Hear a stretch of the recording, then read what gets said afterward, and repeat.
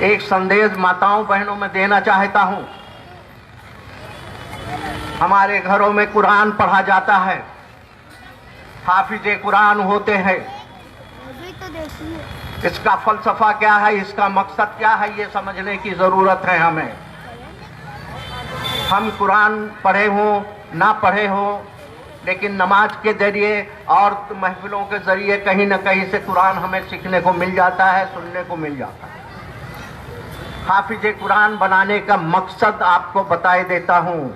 हाफिजे कुरान बनाने का मकसद, बार बार तिलावत करने का मकसद यह है कि आपको जो अहकाम, आपके हक हुकूक, आपके पड़ोसियों के हक हुकूक, इस समाज के हक हुकूक, आपके हक हुकूक क्या है, ये आपने कुरान पढ़कर सीखना चाहिए। ये मकसद है बार बार तिलावत करने का, इस मकसद है हाफिज़े कुरान होने का। अगर आपने कुरान नहीं पढ़ा है तो मैं समझता हूं कि बहुत सारी बातों से, आपके बहुत सारी जिम्मेदारियों से और बहुत सारे हक हुकूक से आप वंचित रह जाएंगे, आपको पता नहीं होगा। इसलिए मैं ये कहना चाहता हूँ, जैसे कि आप कुरान पढ़ते हो, हाफिज़े कुरान बनाते हो, हमारे घर का हर बच्चा संविधान का भी आलिम होना चाहिए। ये आपका स्वदेशी ग्रंथ है, ये आपके हक हुकूक की बातें करता है, आपकी लाइफ स्टाइल तय करता है, समाज का बंधन तय करता है। हिंदुस्तानी समाज कैसे रहेगा, ये हमारा संविधान तय करता है।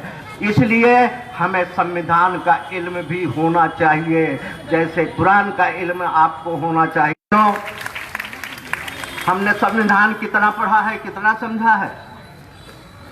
उतना ही समझा है जितना मंच से हमारे नेता ने हमें संविधान सिखाया है।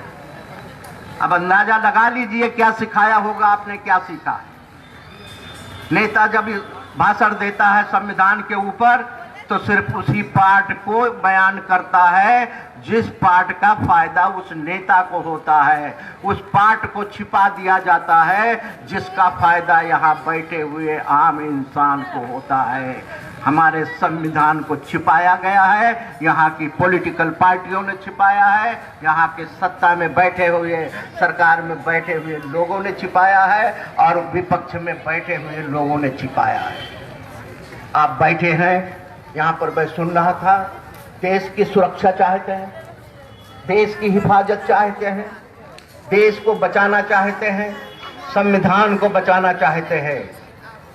मैं कहना चाहूँगा कि संविधान को पहले समझ तो लो, तब तो बचा पाओगे।